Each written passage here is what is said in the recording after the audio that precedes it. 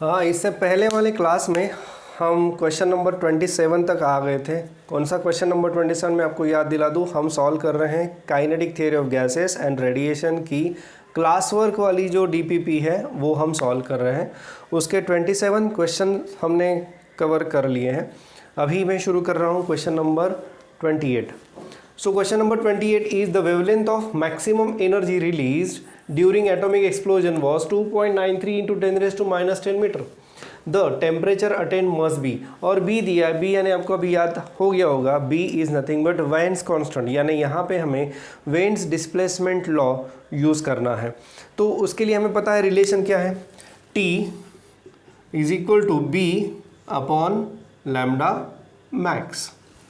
T is equal to B upon lambda max. Lambda max is the wavelength at which energy radiation, rate of energy radiation is maximum.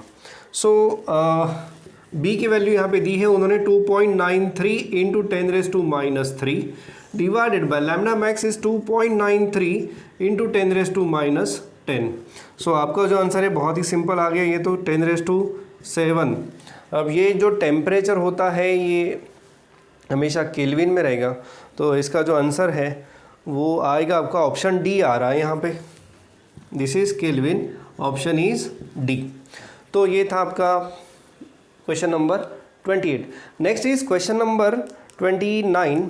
So question number 29 जो है कुछ इस प्रकार से है, kinetic energy per unit volume is given by, जो यहाँ पे लिखा है मैंने, kinetic energy per unit volume is given by, कुछ ऑप्शंस दिए हैं यहाँ पे, हम पहले देख लेते हैं कि what do you mean by rather what is kinetic energy. So kinetic energy of a gas हमें पता है it is equal to 3/2 PV. This is kinetic energy of gas. So यहाँ पे 3/2 PV, this is nothing but kinetic energy of a gas. So उन्होंने पूछा है per unit volume. सो per unit volume है तो हम यहाँ सिर्फ सिंपली V से डिवाइड कर देंगे. अगर मैं यहाँ पे V से डिवाइड कर लेता हूँ तो मुझे यहाँ पे मिलता है 3/2 P. This is kinetic energy per unit volume. कुछ नहीं किया, बस वॉल्यूम से डिवाइड किया. ये है 3/2 PV, this is total kinetic energy of gas. फिर हमने आपको फिर से एक बार याद दिलाया, हमने 5 काइनेटिक एनर्जी देखी थी. Kinetic energy of total gas, then kinetic energy per unit volume, per unit mass, per unit mole and per molecule. ये कुछ एनर्जीज हमने देख ली थी, उसमें से ये हमने डिराइव कर लिया था. ये ऑलरेडी आपके पास होगा, एक बार थियरी लेक्चर्स को फिर से एक बार आप रिवाइज कर सकते हो. Then this, if 3 kg mass is converted into energy, the energy released is. थोड़ा सा आउट ऑफ ट्रैक अभी हम जा रहे हैं इस क्वेश्चन के लिए सिर्फ. तो ये क्वेश्चन जो है basically it is based on Einstein's relation. आपको आइंस्टाइन्स रिलेशन पता होगा, वो ये है E energy is equal to mc². इसका मतलब ये है, मैं शॉर्ट में बता देता हूँ, इसको फिर से हम डिटेल में फिर से एक बार शायद एटॉमिक न्यूक्लिया या फिर जो न्यूक्लियर फिजिक्स है उसमें हम पढ़ेंगे. सो E यानी एनर्जी रिलीज कब, when m mass is converted into energy. So जब ये पूरा मास हम एनर्जी में कन्वर्ट करेंगे, so this much is the energy which is generated. So generate नहीं बोल सकते, हम बोल सकते हैं कि released. So E is mc². So m है आपका 3 और आपका जो C है that is 3 into 10 raise to 8 का square. So this is 3 into 9 into 10 raise to 16. तो ये आ जाएगा 27 इंटू 10 रेज टू 16 जूल्स. तो ये है आपका फाइनल आंसर. ऑप्शन हमें मिल रहा है 27 इंटू 10 रेज़ टू 16. यहाँ पर भी हमें ऑप्शन मिल रहा है डी. और ये 3/2 P यानी 3/2 P यानी आपका ऑप्शन है ए, इधर है ऑप्शन ए. सो ये था आपका 28, 29 एंड 30. आई होप तीनों क्लियर होंगे. इसके लिए थोड़ा अभी तो रुक जाओ, अगर ज़्यादा एक्सप्लेनेशन चाहिए तो ये प्रॉपर जब उस टॉपिक में हम आ जाएंगे तो हम इसको कवर कर लेंगे. कभी कभी इसको KTG में भी पूछा जाता है या कभी कभी एटॉमिक फिजिक्स में भी पूछा जा सकता है. ठीक है, नेक्स्ट इज क्वेश्चन नंबर 31.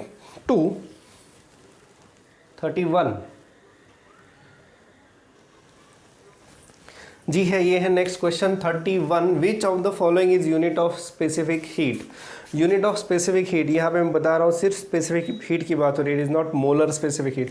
तो स्पेसिफिक हीट इज यानी amount of heat required to raise the temperature of a substance by 1 temperature of 1 kg substance by 1 degree Celsius. तो इसलिए इसका जो यूनिट यहाँ पे बनता है वो है जूल पर kg पर डिग्री सेल्सियस, जूल पर kg पर डिग्री सेल्सियस। इवन आप इसको ऐसे भी लिख सकते हो, जूल पर kg पर केल्विन, क्योंकि डिफरेंस इन टेम्परेचर वो सेल्सियस में ले लो या केल्विन में ले लो वो तो सेम ही रहेगा।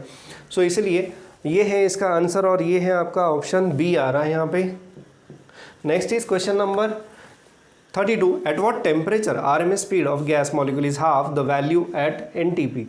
तो NTP यानी हम जनरली कन्वीनियंस के लिए जो टेम्परेचर लेते हैं वो लेते हैं 27 degree Celsius. So let temperature T1 is 27 degree Celsius यानी 300 केल्विन। तो मैं सिंबल यूज़ करता हूँ V1 V2। So V1 be the velocity at temperature T1 and V2 be the velocity at unknown temperature जो हमें निकालना है। और एक रिलेशन दिया है हमें कि V2 is half of V1, V2 is half of V1। और हमने थियोरी में पढ़ लिया था, थियोरी में हमने ये पढ़ा था कि the RMS velocity is directly proportional to square root of temperature. So इसलिए मैं यहाँ पे लिखूँगा V2 by V1 is equal to square root of T2 by T1। ये आपको समझ में आ गया होगा क्योंकि ये डायरेक्ट रिलेशन है। और इसीलिए अब V2 बाय V1, तो V2 बाय V1 जो है वो आएगा 1/2 फ्रॉम दिस स्टेप। तो मैं यहाँ लिख सकता हूँ therefore 1/2 is equal to root of T2 by T1। अगर मैं इसको स्क्वायर कर दूँ तो स्क्वायर करने के बाद 1/4 T2 by T1 and therefore T2 is T1/4 that is equal to 300/4 that is 75 kelvin. Yes, आपका आंसर आ रहा है 75 केल्विन और ये जो ऑप्शन आ रहा है 75 केल्विन क्वेश्चन नंबर 32 वो है आपका option A. Yes, so this is your question number 32। Next is question number 33। तो 33 कुछ इस प्रकार से है, the emissive power of sphere of area 0.07 metre square is 0.5 kilo calorie metre square per second per metre square second. Amount of heat radiated by sphere in 20 seconds is. अब हमें emissive power का expression फिर से एक बार थोड़ा सा याद करना पड़ेगा। एमिसिव पावर का एक्सप्रेशन क्या है? सिंबल आपके बुक में है R is equal to Q upon AT। ये है आपका expression. Amount of heat radiated per unit time per unit area, ये उसकी डेफिनेशन भी है एमिसिव पावर की। तो ये दी है और वो कितनी दी है? 0.5 किलो कैलोरी। सो R की जगह और हमें निकालनी है ये। So Q is equal to RAT। So आपका जो R है वो है 0.5, आपका जो एरिया है दैट इज 0.07 और आपकी जो वैल्यू है आई मीन टाइम की जो वैल्यू आ रही है वो है 20। तो इस हिसाब से जो आपका आंसर यहाँ पे आता है दैट इज़ ऑप्शन मिल रहा है मुझे 0.7 kilo calorie. So it is option B. Calculations easy है, आप इसे कर सकते हो। आई होप मैंने ठीक ठाक किया है। सो ये है आपका question number 33। Next question is question number 34। ये है क्वेश्चन नंबर आपका 34। A metal cube with each side 3 centimetre emits 0.27 kilo calorie in 100 seconds then its emissive power is. अभी मैंने प्रीवियस न्यूमेरिकल में ये एमिसिव पावर का फॉर्मूला लिखा था। एमिसिव पावर का फॉर्मूला है Q अपॉन AT। ए यानी एरिया, यहाँ पे एरिया दिया नहीं है, यहाँ पे बस उस क्यूब की साइड दी है। तो उस क्यूब का जो सरफेस एरिया है वो पहले हमें निकालना पड़ेगा। तो surface area of a cube is 6 A square, जहाँ पे मैं लेट अस अज्यूम कि small a is the side of that cube, side length of that cube. तो a जो दिया है यहाँ पे वो दिया है 3 सेंटीमीटर। और अगर हम यहाँ पे यूनिट्स पे ध्यान दें तो 34 में जो यूनिट्स है वो किलो कैलोरी पर मीटर स्क्वायर पर सेकंड है, यानी हमें मीटर में इसको कन्वर्ट करना पड़ेगा। सो 6 ए जो है that is 3 centimetre, so 3 into 10⁻² square. So ये जो आ रहा है आपका area that is 6 into 9 into 10⁻⁻4, तो ये आ जाएगा 54 इंटू 10⁻⁻4 मीटर स्क्वायर। ये आपका एरिया बन रहा है। अब एरिया निकलने के बाद हमें अभी क्यू पता है और टाइम भी पता है। We can write emissive power R is equal to Q upon AT। So Q is 0.27 kilo calorie divided by area is 54 into 10⁻⁻4 और टाइम है आपका 100 एंड 10⁻²। तो यहाँ पे कैलकुलेशन देख लेते हैं थोड़ा। 0.27 और ये है 54 इंटू 10⁻²। 0.27 डिवाइडेड बाय, अब ये 54 इंटू 10⁻² यानी 0.54 और ये आ जाता है सीधा सीधा आपका आंसर 1/2। 1/2 यानी ऑप्शन कैसे दिए हैं? Yes, it is 0.5 kilo calorie पर मीटर स्क्वायर पर सेकंड। सो ये है आपका आंसर। ऑप्शन आपका आ रहा है यहाँ पे C. So this is about question number 34। एक बार फिर से बता रहा हूँ, कुछ खास ऐसे कॉम्प्लिकेटेड केस यहाँ पे बिल्कुल नहीं है। यहाँ पे बस उन्होंने पूछा है कि एमिसिव पावर कितनी है, एरिया दिया नहीं है डायरेक्टली और टाइम दिया है और टोटल हीट रेडिएटेड दी है। सो उसके लिए हमें पहले एरिया निकालना पड़ा, तो हमने एरिया निकाल लिया। एरिया ऑफ अ क्यूब है यहाँ पे, यस ये क्यूब है।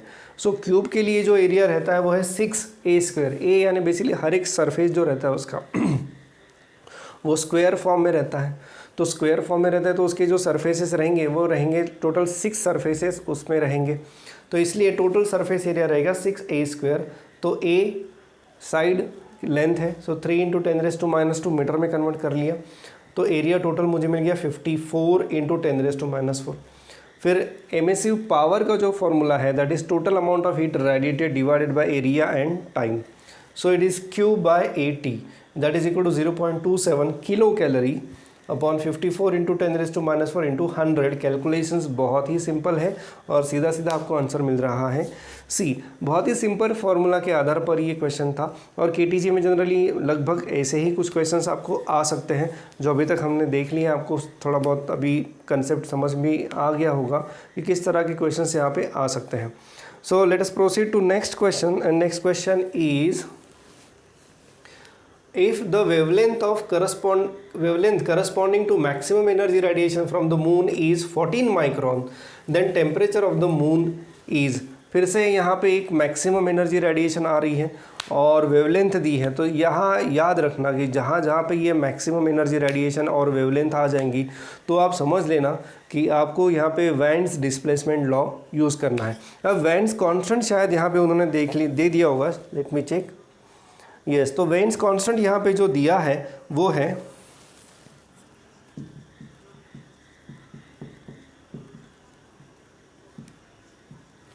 यस उन्होंने इस क्वेश्चन में ही वेन्स कांस्टेंट की वैल्यू दे दी है and that is 2.8 into 10⁻³ metre kelvin unit, याद रखो।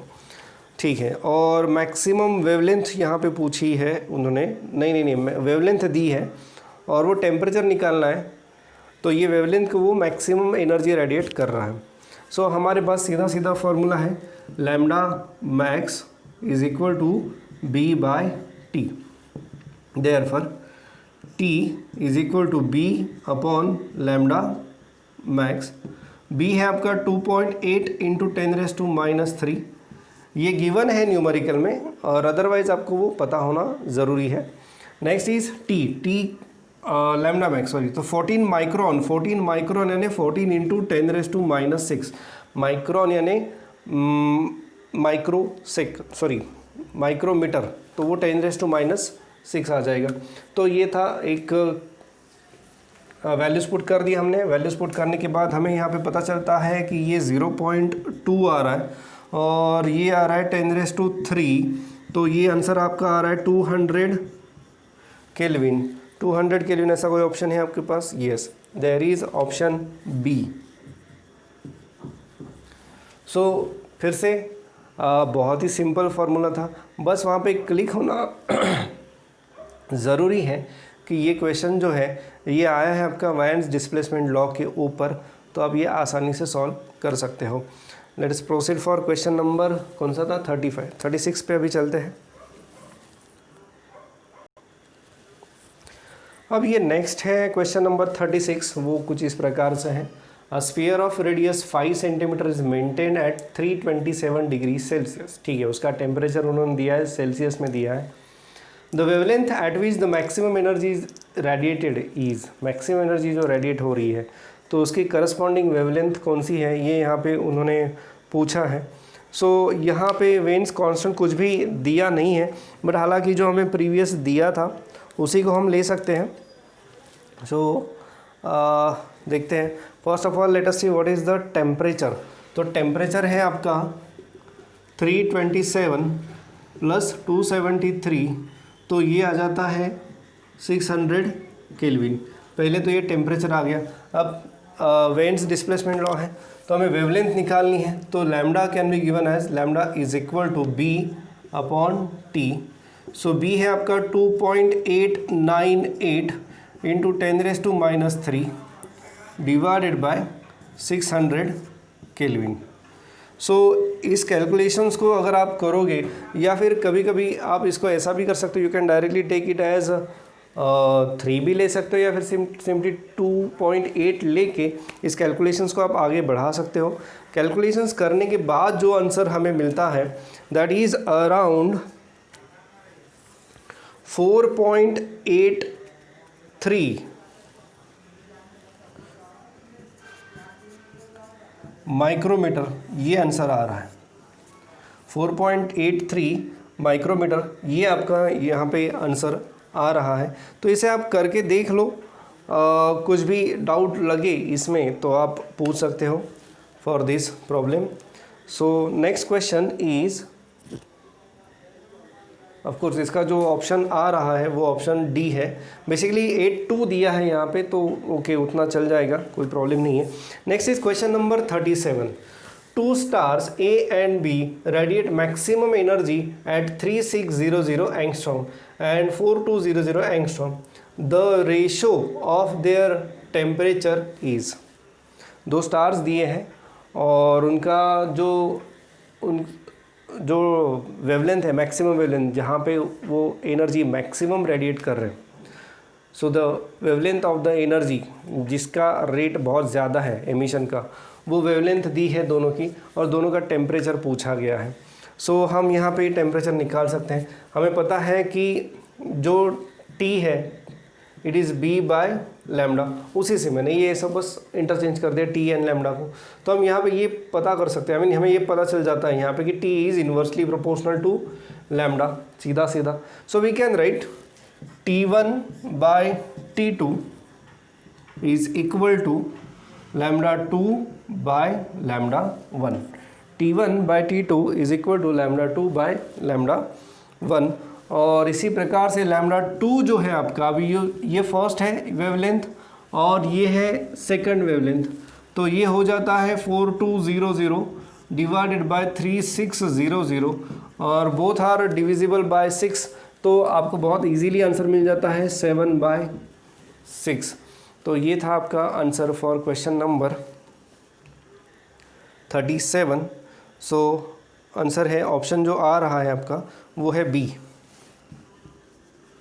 अगेन बहुत ही सिंपल टाइप है, यानी अगर वेन्स डिस्प्लेसमेंट लॉ के ऊपर आपको क्वेश्चंस आते हैं तो आप बहुत आसानी से इन्हें कर सकते हो, क्योंकि बस इतना छोटा सा ये एक फार्मूला यहाँ पे है और कुछ खास इसमें है नहीं। ऑफ कोर्स इसके लिए जो आपको पढ़ना पड़ेगा, तो जो एक एनालिसिस आपको दिया था कि energy radiation by a black body, ये एक एनालिसिस आपके टेक्स्ट बुक में जो दिया है और मैंने ग्राफ निकाल के आपको एक्सप्लेन किया था वो एनालिसिस, जैसे कि जैसे जैसे वेवलेंथ बढ़ेगी वैसे वैसे रेट ऑफ ये एनर्जी है वो बढ़ेगा, और एक पर्टिकुलर वेवलेंथ पे वो एनर्जी रेट मैक्सिमम तक आ जाएगा, फिर से वो एनर्जी रेट कम कम होता जाएगा।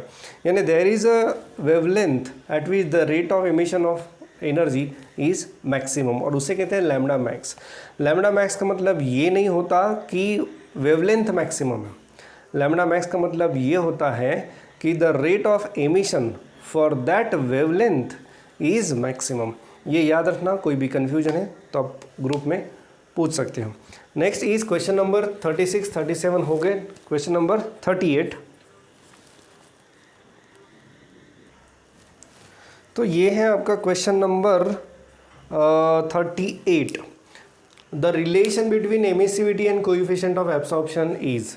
अब ये रिलेशन यानी ये है आपका किरचॉफ्स लॉ ऑफ रेडिएशन। आपको याद होगा किरचॉफ्स लॉ ऑफ रेडिएशन ये कहता है कि for a body at thermal equilibrium is emissivity is equal to coefficient of absorption, यानी E is equal to A।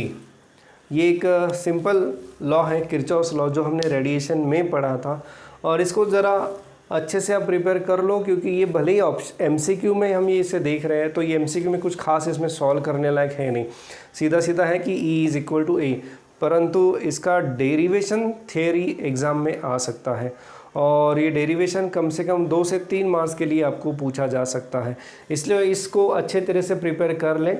हालांकि इसका जो आंसर आ रहा है for this MCQ that is E is equal to A, option है यहाँ पे A। नेक्स्ट क्वेश्चन है आपका 39।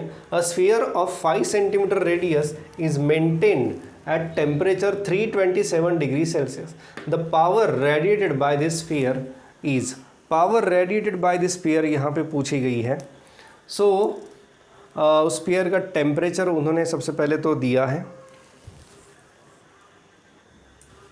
हाँ जी, तो स्फीयर का टेम्परेचर यहाँ पे उन्होंने दिया है 327 डिग्री सेल्सियस। सबसे पहले हम अपना एक काम कर लेते हैं, टेम्परेचर को हम कन्वर्ट कर लेते हैं केल्विन में। सो टेम्परेचर इज 327 प्लस 273, तो ये आ जाएगा आपका टेम्परेचर 600 केल्विन। टेम्परेचर हमें मिल गया। अब उन्होंने पूछी है कि what is the power radiated by this sphere. Power radiated का मतलब है कि amount of heat radiated per unit time. Yes, ऐसा कोई स्पेशल पैरामीटर हमने काइनेटिक एनर्जी एंड रेडिएशन में पढ़ा नहीं है, बट हमने एक पैरामीटर पढ़ा है दैट इज एमिसिव पावर। तो एमिसिव पावर क्या रहती है? एमिसिव पावर रहती है R is equal to energy radiated upon area into time. Yes, ये रहती है आपकी emissive power. Emissive power R is equal to energy radiated, total energy radiated है वो है Q divided by area into time. पूछा क्या है इस क्वेश्चन में? उन्होंने जो पूछा है वो है ये Q बाय T। यस, इस क्वेश्चन में जो उन्होंने पूछा है वो पूछा है Q by T। So Q by T is equal to R into A, पर हमें R के बारे में कुछ भी नहीं पता।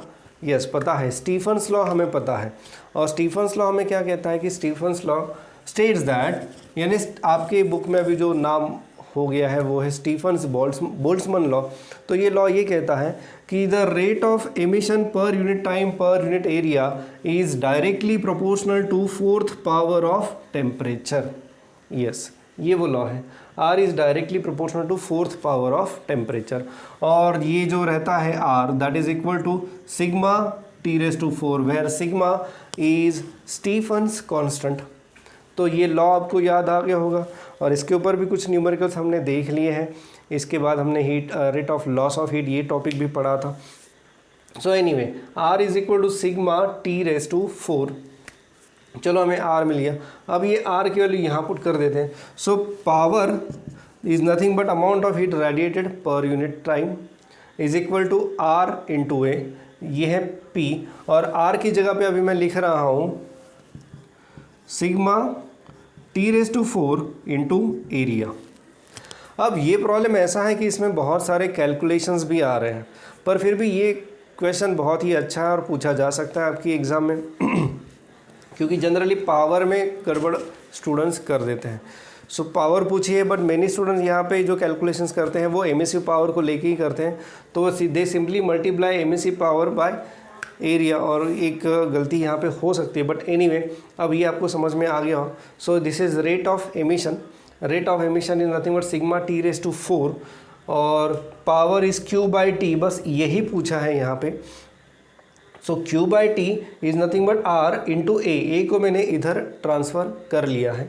सो Q by T is R into A and R is according to Stefan's law it is directly proportional to 4th power of temperature and hence R is equal to sigma T raise to 4।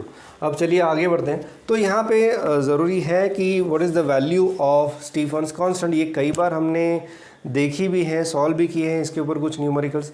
तो Stephen's constant की जो value हमें यहाँ पे मिल सकती है that is value है उसकी and that is 5.67 into 10 raise to minus 8 T raise to 4 है आपका 600, तो 600 की 4th पावर और आपका जो एरिया है, अब यहाँ पे एरिया भी आपका अच्छा खासा आ रहा है। अब एरिया के लिए हमें क्या करना पड़ेगा, ये रेडियस दी है, तो what is the surface area of the sphere, तो surface area of the sphere is pi यानी 3.14 sorry it is 4 pi R square. Yes, area की जगह मैंने लिखा है 4 pi R square, that is nothing but the surface area of sphere.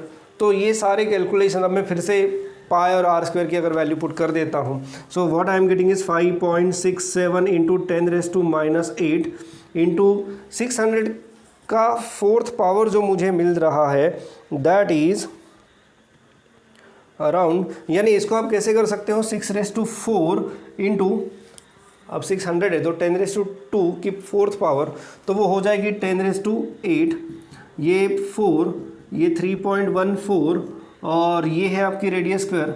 अब radius फिर से 5 सेंटीमीटर है तो उसको भी आपको मीटर में कन्वर्ट करना पड़ेगा। सो 5 इंटू 10 रेज टू माइनस 2 का स्क्वायर। अब कैलकुलेशन बहुत ज़्यादा लेंदी हो गए हैं तो इसे आपको कंप्लीट करना है, इतना ही पोर्शन विजिबल है, इसके नीचे नहीं लिख सकता मैं। So anyway 5.67 into 6 raise to 4 into 10 raise to 8, ये मैंने क्या किया है 6 एंड 100 ऐसे अलग अलग किए हैं। तो 600 को 6 इंटू 10 रेज टू 2 लिखा, तो 6 की 4th पावर और 10 रेज टू 2 की 4th पावर 10 रेज टू 8 आ जाएगा। बाकी वैल्यूज़ मैंने सब्स्टिट्यूट कर ली हैं और जो आंसर यहाँ पे मुझे मिल रहा है वो है 231.73 वैट। ये आंसर मुझे मिल रहा है और इसके लिए जो आपको ऑप्शन है यहाँ पे दैट इज़ उन्होंने सिर्फ राउंड फिगर्स दी है, तो राउंड फिगर में जो मुझे ऑप्शन यहाँ पे मिल रहा है 231 वैट, इतना ही मुझे आंसर है वहाँ पे दिख रहा है। सो वो है आपका option B. So overall calculations बहुत ज़्यादा थे बट फिर भी क्वेश्चन अच्छा था। पावर पूछी है, एमिसिव पावर नहीं पूछी है, इसको ज़रा अच्छे से याद रखना, तो इसलिए ये सब कुछ हमें यहाँ पे करना पड़ा। सो आगे बढ़ते हैं अभी। नेक्स्ट क्वेश्चन है आपका क्वेश्चन नंबर 40। तो क्वेश्चन नंबर 40 है under which condition real gas behaviour is close to ideal gas. अब ये सबसे शुरू में हमने देख लिया था कि whenever pressure is low and temperature is also low, in that case the real gas behaves as ideal gas. ये जो डिस्कशन था ये हमने चैप्टर के शुरू में ही किया था और आपके टेक्स्ट बुक में भी ये पूरा डिस्कशन दिया गया है। So at low pressure and low temperature the real gas behaves as ideal gas, यानी हम अप्रॉक्सीमेटली बोल सकते हैं, it is not exactly but approximately we can say कि at low pressure and low temperature real gas behaves as ideal gas, क्योंकि अगर आपने pressure बढ़ा दिया तो वहाँ पे वॉल्यूम कम हो जाएगा और वॉल्यूम कम होने की वजह से there will be interaction between molecules, और मॉलिक्यूल्स में एक बार इंटरेक्शन हो गया तो हमने जो डेरिवेशंस किए जिसमें हमने देखा था, हमने एज्यूम किया था कि there is no interaction between molecules, तो वो एजम्पशन हमारा गलत हो जाता है। So that's why at low pressure and low temperature only there will be no interaction between gas molecules, and in that case we can say that the real gas is behaving as ideal gas. That's it. तो इसका जो option मुझे मिल रहा है 40 का वो है option C. सो ये थे 40 क्वेश्चंस, 40 MCQs जो हमने यहाँ पे KTG के ऊपर सॉल्व किए हैं। ये 40 क्वेश्चन शुरू करने से पहले मैंने कुछ पुराने बुक की एक्सरसाइज भी आपसे सॉल्व करवा ली है। एट द सेम टाइम जो आपके टेक्स्ट बुक में एक्सरसाइज है वो भी हमने सॉल्व कर ली है। इसके तुरंत बाद यानी आपको अभी असाइनमेंट सॉल्व करनी है जो मैंने पोस्ट कर दी है या दी होगी। तो अगर असाइनमेंट किसी को नहीं मिली तो लेट मी नो, बट ये असाइनमेंट भी आपको मिल जाएगी। ये असाइनमेंट पूरी तरह से आपको सॉल्व करनी है, असाइनमेंट बहुत इंपॉर्टेंट है। तो ओवरऑल ये 40 क्वेश्चंस के बाद अब मुझे लग रहा है कि थोड़ा बहुत आपका बैकग्राउंड बन गया होगा केटीजी का, और इसकी अच्छी तरह से प्रैक्टिस करो। बहुत सारे टाइप के क्वेश्चंस इसके ऊपर पूछे जा सकते हैं, हम जितने करेंगे केटीजी की प्रैक्टिस उतनी कम है। सो अगर मुझे कुछ एडिशनल क्वेश्चंस मिले तो डेफिनेटली मैं और एडिशनल क्वेश्चंस के ऊपर एक क्लास बनाऊंगा फिर से। बट एनीवे अभी तक यही है, इतना ही है, और एक असाइनमेंट रेडी है जो आपके पास होगी, उसे आपको सॉल्व करना है। केटीजी के लिए फ़िलहाल तो इतना ही, बाकी हम नेक्स्ट क्लास में डिस्कस कर लेंगे।